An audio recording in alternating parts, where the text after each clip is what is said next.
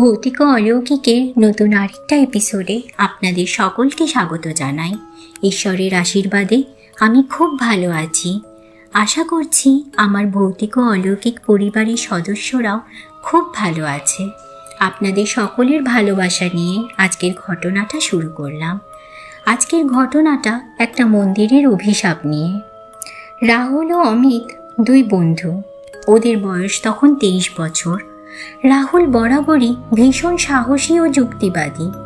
অতীন্দ্রিয় ঘটনা নিয়ে গবেষণা করতে ও খুব ভালোবাসে। অন্যদিকে অমিত ছিল কিছুটা ভীতু। তারা একবার কলেজ থেকে পাহাড়ে ঘুরতে যায়।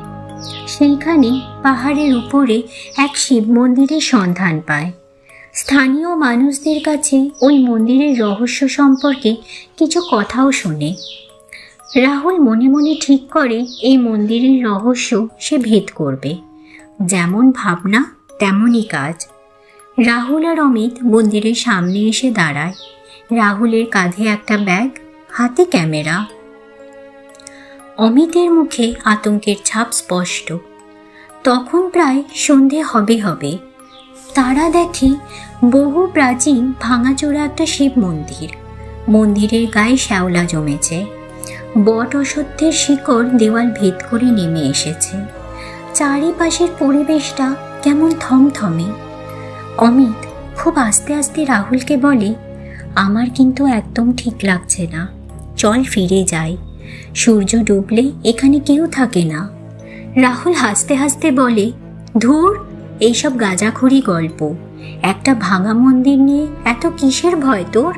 আমি তো এসেইছি রহস্য ভেদ করতে। আমার ব্লগের জন্য দারুণ টপিক হবে এটা।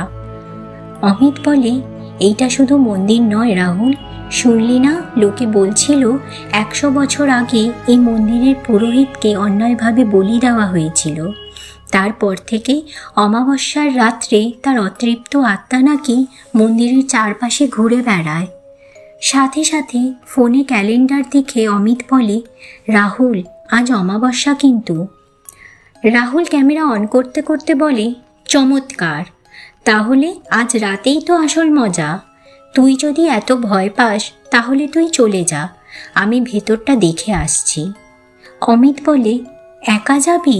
আমার কথা শোন, ফিরে চল, বিপদ ডেকে আনিস না।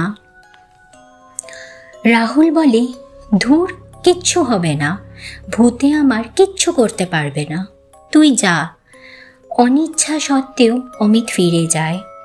রাহুল মন্দিরের ভাঙা সিঁড়ি দিয়ে ওপরে উঠতে শুরু করে। ভেতরটা বাইরের থেকে আরও অন্ধকার আর স্যাঁতস্যাঁতে। পোড়া ধূপ আর বাদুড়ের গন্ধ বাতাসে মিশে আছে। রাহুল টর্চ জেলে চারপাশটা দেখছে আর ভিডিও করছে। ক্যামেরার দিকে তাকিয়ে বলছে, তো বন্ধুরা, আমি এখন সেই বিখ্যাত অভিশপ্ত মন্দিরের ভেতরে।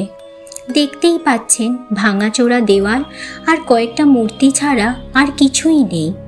ওই যে গর্ভগৃহের দরজা, চলুন ভেতরে গিয়ে দেখা যাক। রাহুল সাবধানে গর্ভগৃহের দিকে এগোয়। হঠাৎ করে মন্দিরের মাথায় ঝোলানো পিতলের ঘণ্টাটা নিজের থেকে ঠং ঠং করে বেজে ওঠে। রাহুল চমকে গিয়ে জিজ্ঞাসা করে, কে ওইখানে? কোনো উত্তর আসে না। সে ভাবে হয়তো হাওয়ার জন্য ঘণ্টাটা বেজেছে। সে আবার এগোতে থাকে, কিন্তু মনে মনে ভাবে, হাওয়া তো নেই। গর্ভগৃহের ভেতরে শিবলিঙ্গর সামনে সে পৌঁছায়। হঠাৎ একটা চাপা কান্নার শব্দ শুনতে পায়। শব্দটা যেন দেওয়ালের ভেতর থেকে আসছে। ভয়ে তার গলা শুকিয়ে যায়। এই আওয়াজটা কিসের? হ্যালো, কেউ আছেন এইখানে? কান্নার শব্দটা ধীরে ধীরে একটা শীতল হাসিতে পরিণত হয়। রাহুলের টর্চটা দপদপ করে নিভে যায়। কয়েক মুহূর্তের জন্য সম্পূর্ণ অন্ধকার।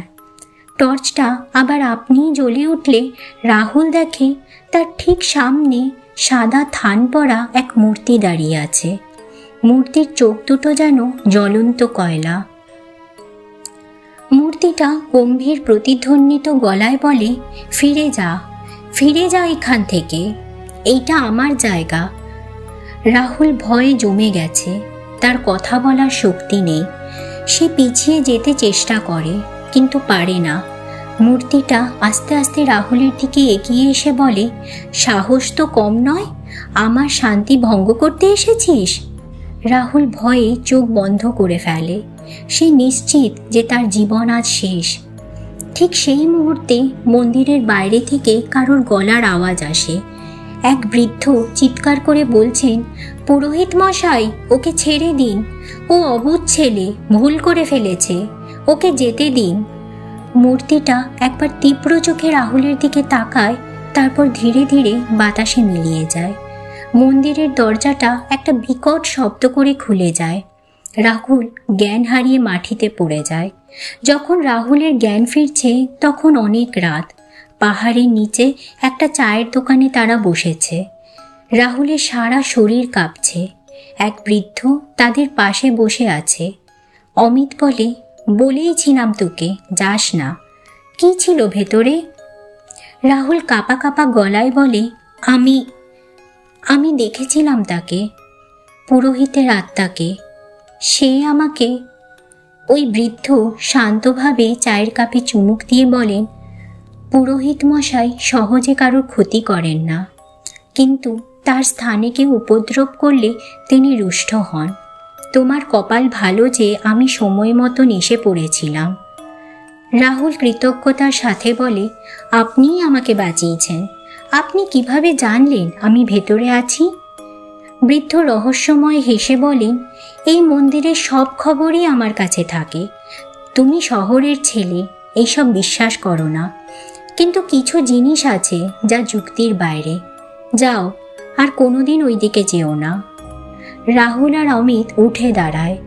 রাহুল শেষবারের মতো বৃদ্ধকে ধন্যবাদ জানাতে ঘোরে, কিন্তু অবাক হয়ে দেখে যে চেয়ারটা খালি।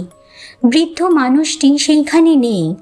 রাহুল চমকে উঠে বলে, আরে, উনি কোথায় গেলেন? দোকানদারকে ওরা জিজ্ঞাসা করলে দোকানদার বলে, কার কথা বলছেন? আপনারা দুজন ছাড়া তো এখানে কেউ ছিল না। রাহুল আর অমিত একে অপরের দিকে ফ্যাকাশে মুখে তাকায়। রাহুল বুঝতে পারে যে বৃদ্ধ তাকে বাঁচানোর কথা বলেছিলেন তিনি হয়তো এই পৃথিবীর কেউ নন। রাহুল তার ক্যামেরার দিকে তাকায়। স্ক্রিনে শুধু কালো ছবি, আর কিছুই নেই। সে বুঝতে পারে এই রাতের অভিজ্ঞতা তার যুক্তিবাদী মনে চিরদিনের জন্য একটা প্রশ্ন চিহ্ন রেখে দিয়ে গেল। তো এই ছিল আজকের ঘটনা। সব জিনিসকে উড়িয়ে দিতে নেই। এই পৃথিবীতে যুক্তি, তর্ক, বিজ্ঞান সব কিছুর বাইরে এমন কিছু জিনিস আছে যা কোনোভাবেই ব্যাখ্যা করা যায় না। সবটা অবিশ্বাস না করাটাই উচিত। আপনাদের কি মনে হয়? কমেন্ট করে জানাতে ভুলবেন না। ঘটনাটা ভালো লাগলে একটা লাইক করবেন ও সকলের সাথে শেয়ার করে সকলকে এই ভয়টা অনুভব করার সুযোগ করে দেবেন। আর এইরকম সত্য ভৌতিক ঘটনা সবার আগে শোনার জন্য চ্যানেলটা সাবস্ক্রাইব করে আমার পাশে থাকবেন। আগামী শনিবার আবারও আসবো আপনাদের কাছে নতুন কোনো সত্য ভৌতিক ঘটনা নিয়ে। ততক্ষণ সকলে ভালো থাকবেন। আমি রুনিয়া, আপনাদের জানাই শুভরাত্রি।